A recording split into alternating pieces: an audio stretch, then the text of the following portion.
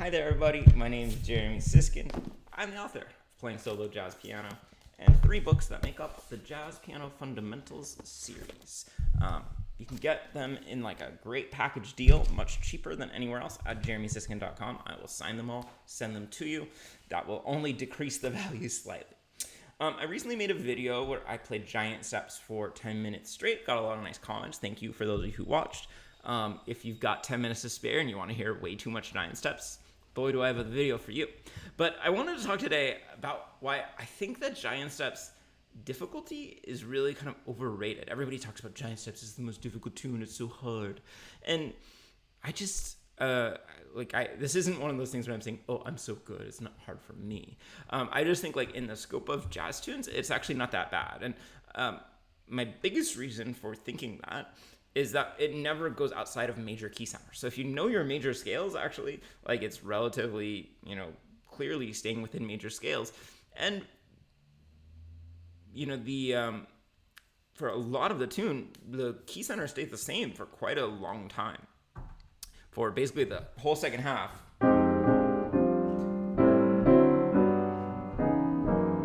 Like it's just doing 2-5-1s, which are the very first thing that you should be practicing as a jazz musician.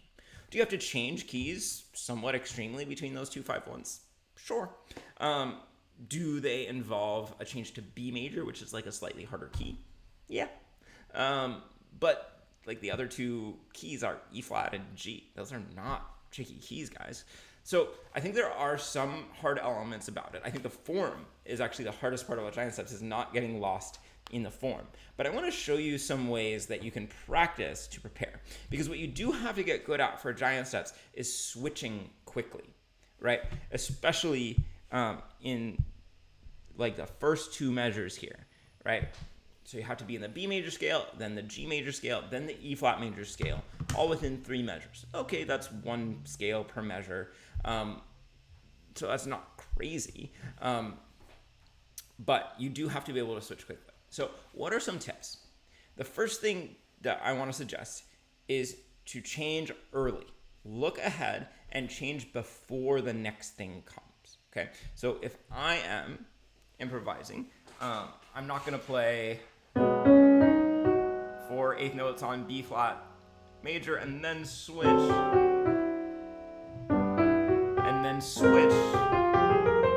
Because it's going to sound like you're switching scales, right as the chords change. Instead, I might play. Do you hear how that D natural in slow motion sounds really bad against that B major chord? But we're not going to be playing in slow motion. We're going to be playing faster. And it's going to sound like I'm setting up the D7 beautifully. Same thing as I get to this G major. As soon as I get to that G major, I'm thinking about moving to the E flat scale. I know that seems a little crazy, but this is what's going to allow you to have this nice feeling of smooth motion between these different chords. So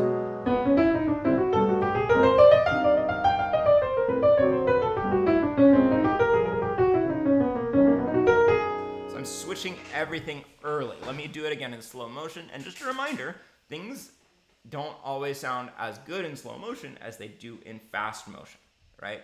So B major, it's changing already.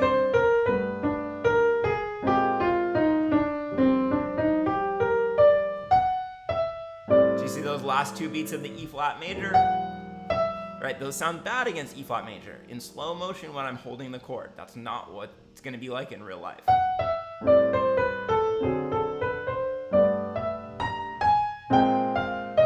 Hear how I'm anticipating that B flat 7.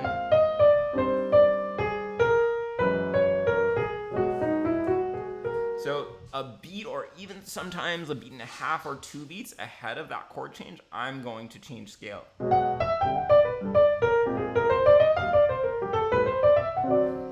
Why is that so important?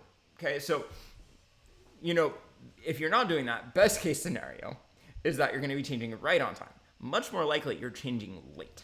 And that's really going to sound bad. It's going to sound like you're trying to react to the harmony, like you're always trying to play catch up, and you don't want it to sound like that.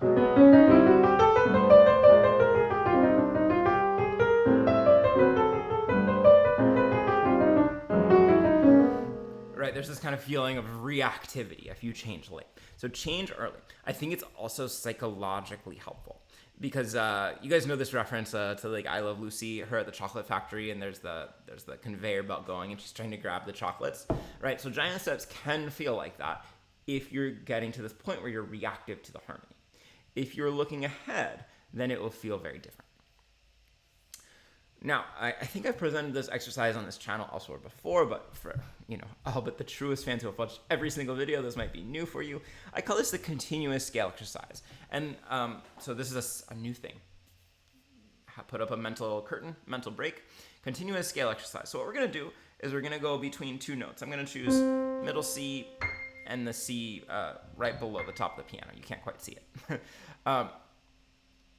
And those are going to be our turnaround points. We're not going to go beyond those notes. And we're going to play a scale, the interval of a second. Could be a minor second, could be a major second. And we're not going to change directions when we get to new chords. So for instance, I might play, so I said that C was the lowest note, so I'm going to start on C sharp because that's going to be my kind of lowest note of the B major scale, considering I can't go below C. So I'm playing 4 notes in that scale, continuing on.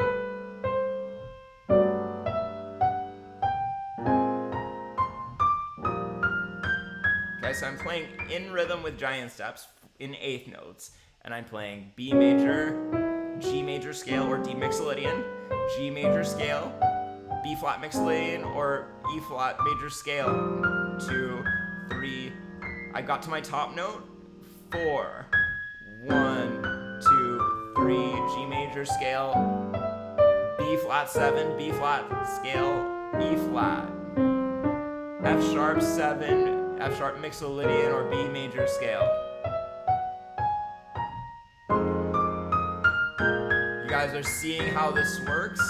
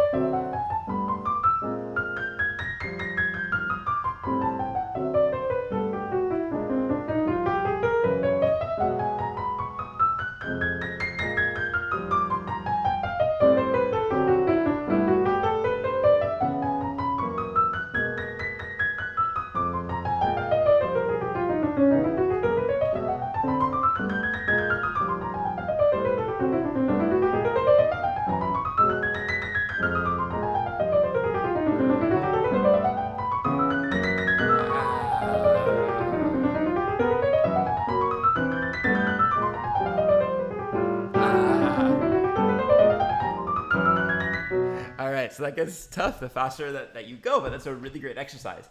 And one of the reasons I love it so much is because there's not quite infinite variations, but there's so many different variations based on exactly where you start, right? You're going to get a totally different result set if you start on B, if you start on C sharp, if you start on D sharp, as well as where you set your limits. And this is going to allow you to not have to totally reset as you change scales. This is something that really every jazz musician needs to be able to do, is to be able to play through different scales, to adjust their ideas for different scales. So you can start at different places. You could also try to do something like quarter notes or triplets, right? Quarter notes would be a little easier.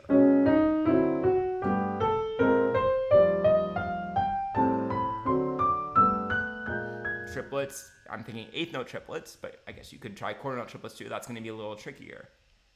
1,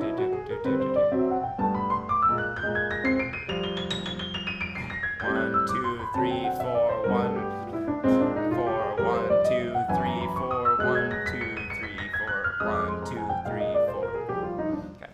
Now you might be wondering, in this case, are you going to switch right on time or are you going to switch early? And my response actually has to do with speed. If I'm doing it pretty nice and slow, I'm going to try to be really precise and right on time, because at slow tempos, we need to emphasize consonants. As I'm doing those triplets, I'm going to switch, I'm just in survival mode. I'm going to switch wherever I can, including often a little bit early sometimes.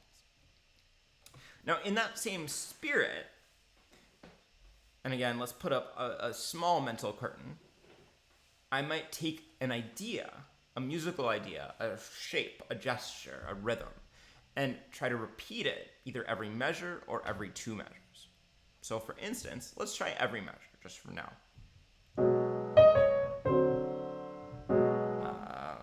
I need to come up with an idea worth repeating. How about that?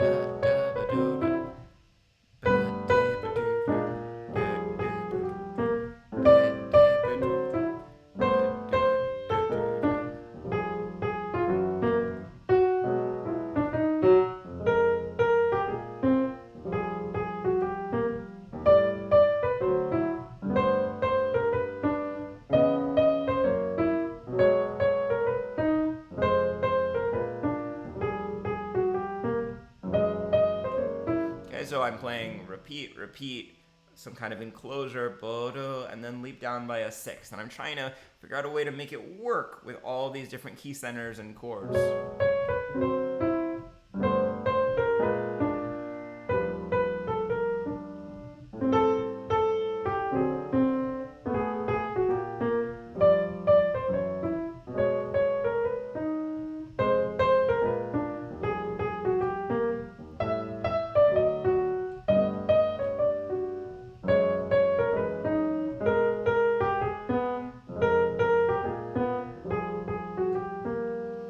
So that's a really good exercise that forces me again to really think ahead. What am I targeting as a chord tone each time?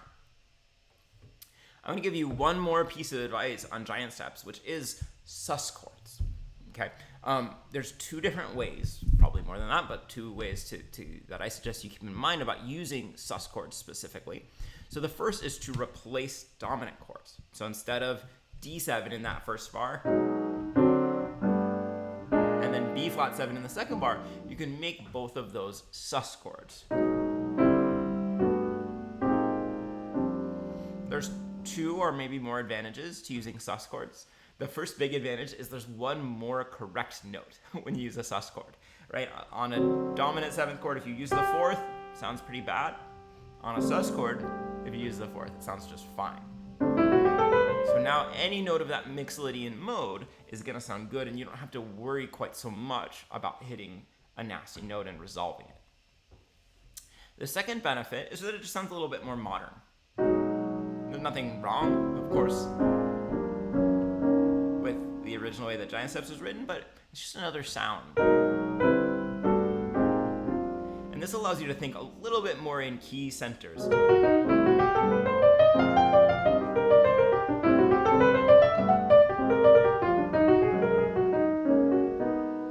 And not change scales every 2 beats, but instead change scales less frequently. Because now we can really think about using the G major scale for D7 sus and G major. The second way we could use sus chords is to simplify some of these two 5s. So for instance, in bar 4 at the end of line 1, instead of going D, we could just hang out on D sus. Right? And right below that, instead of going F, B flat, we could just hang out on a B flat sus. So I'm turning the dominant chord into a sus for the whole measure. So listen to how that sounds, and it just means that, again, we can slow down a little bit. We don't have to think quite so fast. I'm not thinking about changing every 2 beats, and I'm thinking about changing much less frequently. So.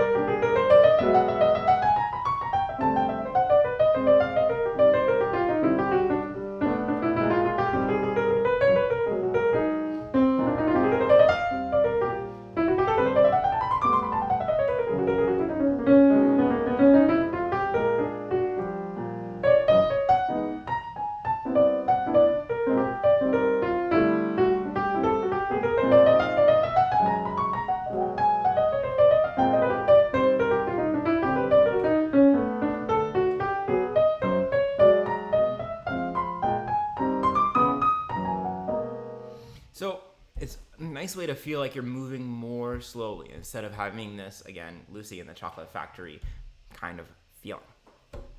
All right, folks, I hope that you enjoyed that. I hope that you learned something. If you enjoyed this kind of like breakdown, I bet you'd really like the Jazz Piano Fundamentals series. And if you're advanced enough to really think about that, all this stuff, probably books 2 and 3 are really great ones for you.